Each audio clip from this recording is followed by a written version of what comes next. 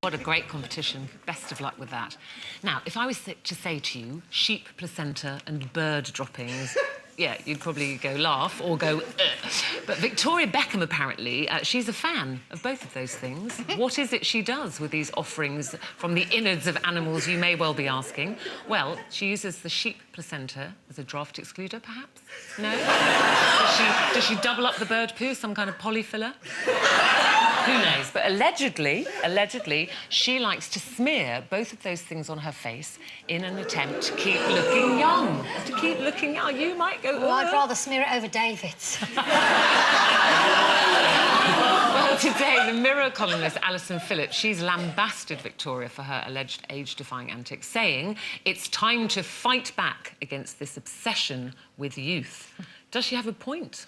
Is it time to fight back, ladies? No! No? Listen. If it's there, I'm going to use it. I don't care. As long as it doesn't smell like bird poo. You know, listen, I have had a little bit done. I've been very honest with everybody, and I have had, you know, in our family, we were blessed, OK, with little bums, but big fat chins. And I had some fat sucked out of there, and I feel better for that. Now, if that's upsetting everybody, I don't care. So, and I've also had my eyes done to make me look like I'm not asleep most of the time. Because I wasn't blessed with great genes. Apart from a little bum and my long legs. So, yeah.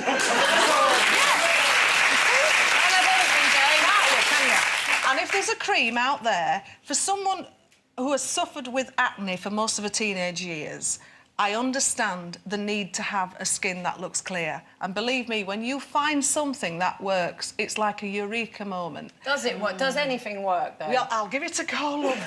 Get the sheets going. I just say, when did it become a crime for women to get older? It just seems that nobody's allowed to think, well, she's aged. Yeah, yeah, I'm 52. This is a 52-year-old face. That's what happens. This is what happens. Yeah. Take a look, kids, be warned. This is what happens, isn't it? But, you know, 52. Oh, thank you very much. Oh, it is. You do. It's all makeup and mirrors. You don't need it. But You're getting on my nerves now. She doesn't need to say it's good for 52. For 52? No, not it. Your face isn't good. It's you know, she's That's looking... her name. No, just that her face is a good face for 52. Thank you very much. Yeah, talking about your face as a specimen. But I just, you know, I think there is... And a marvellous one it is. Yes. I think there is an obsession, particularly for women, and a great pressure to look younger all the time. And I say, what? There are women now, or girls in my eyes, who are in their late 20s who are having all these fillers when they're 25. And by the time they're 32, they look odd. And, you know, your face is supposed to have some creases. Have you had anything done? I honestly haven't. Look, that's why I have a fringe. Look at those. Hideous, aren't they? Oh. But listen, this is not to say I don't look in the mirror every morning and go, oh, God, look at those. Oh. And when I see those awful photographs of me that are captured out somewhere, splashed on the front of magazines, you know, I want to run to the surgeon's table, believe me. But I stop every time. Eamon's very happy, and, you know, I just think this is what my face is supposed to look like. And there's more pressure when you're on the TV or, you know, in the career you do, Jane, it kind of people are always looking at you. I'm completely with you, Ruth. It's so tragic and it's so sad that... And it's not an obsession with looking young. I don't think it's about looking young. It's an obsession with not ageing, but that's what happens, and it's going to happen sooner or later. I don't care how many needles you put in your face. Eventually, you are going to look like an old handbag, and that's... You can try whatever you like. You can try the sheep's placenta. And I know all these stars that say, oh, I look like this because I put sheep's placenta on my face. No, you don't. It's just not possible. And this is a problem. It's a constant battle for women, especially of our age. And Lisa says to you, good face for 52. What is a 52-year-old face supposed to look like anymore? Like this. Compared to what? Compared to someone who maybe, you know, hasn't spent so much time in the sun or maybe, you know, has led a really sort of wild life. That's what shows on your face, and that's your life. That's the way you've chosen to... Do you know what annoys me, though? I think there are too many celebrities who claim they've done nothing and they look terrific. know. And then you say, you look fantastic. And they go, I've just inherited my mother's good genes. But it's true, you should be allowed to keep it You know. private if you have that stuff done. But these days you can't because everybody is obsessed with it. And I tell you, I struggle every day with the decision. Would you rub Shall bird I have a facelift or shall I not? It's too late for me and Ruth, I think, to have needles put in our face. It's too late for us. Yeah, because everything's already there and there's no point in trying to sort of erase them now because we'll look weird. But I think you can have a little bit of help with a bit of surgery, but at the same time, I think, no, why should I? This is my face. Get used to it. I can't get used to it. No one can get used to it. And I'll tell you, if Mark wasn't around, I would get rid of every single mirror in my house, especially the magnifying one, and I would just be happy ever after.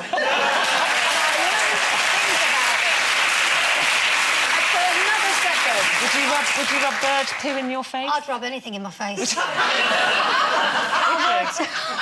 Anything you like. I'm with Jane on this. I'm like, if someone's gone to the trouble of inventing something that's going to hold back the ears and you can get it in a pot and bung it on, then that's fine. Do it. I don't have a problem with needles in your face. I mean, I have had botulism in my face in my life. I don't do it regularly, and I tried it and I got scared because I actually couldn't move, and I was supposed to be acting at the time. It's not good for your profession. You can't express yourself. I'm anti-fillers because I think they change the way you look. I'm definitely anti-cutting open any part of your body, your face, to change the way you look, because I think if you go to the extreme of having a medical procedure, an actual operation which you're supposed to have because you're ill, then I think you've lost the plot. But little bits of, if you want to bung bird's poo on your eyes and you want to shove something up your bottom or whatever. It doesn't always change the way you look. It just makes you look a bit like you used to look. Yeah. No, it doesn't. A little bit. They if don't. It's done properly, it does, because there are quite a few people out there who you know full well have had those little adjustments. They've had them. Now, they just won't admit to it. Yes, you'd know because I'm on the telly a lot and you'd all of a notice. sudden. And you couldn't come to work and go. No. I'm not going to have my neck attached to the top of my head. I'm not going to go that far. It would be a tiny adjustment. It's not like a serious. You and Ruth and Lisa are all really getting on my nerves because you've got that lovely. You've got that lovely jaw. No, where we some haven't really. people were not blessed. But we haven't got your booty and your lallies. Well, Trudy. Trudy. Hello, Trudy. She said, I wish people would stop worrying about getting old. Life is too short. Not everyone is going to have the opportunity to get to that age, never mind experiencing wrinkles. So just enjoy your life. Yeah. Sharon says, I'm happy to put anything plastered on my face if it takes the years off. Placenta droppings, whatever, bring it on. I'd recommend ketchup. Bit smelly, but it does the job. Sugar, it'll just stick to your face. Well, on her face, I hope. On her chips, that's where it should go. On your face. What a waste of good ketchup. Chips. Right, girls, hold your faces back. We've got to take a break now, but we're talking balls with Joe Calzaghe and asking, does a 30-day break from your other half leave you feeling refreshed or fretful? Think about that one. See you in a couple of minutes.